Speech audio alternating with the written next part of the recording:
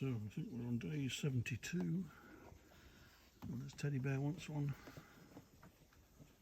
and Mum here wants one, and the tree is still upright, looking very frail. Saga of the woodpecker tree continues. I'm just leaving the hose pipe on. If you can hear running water, it's because I'm overfilling the pond.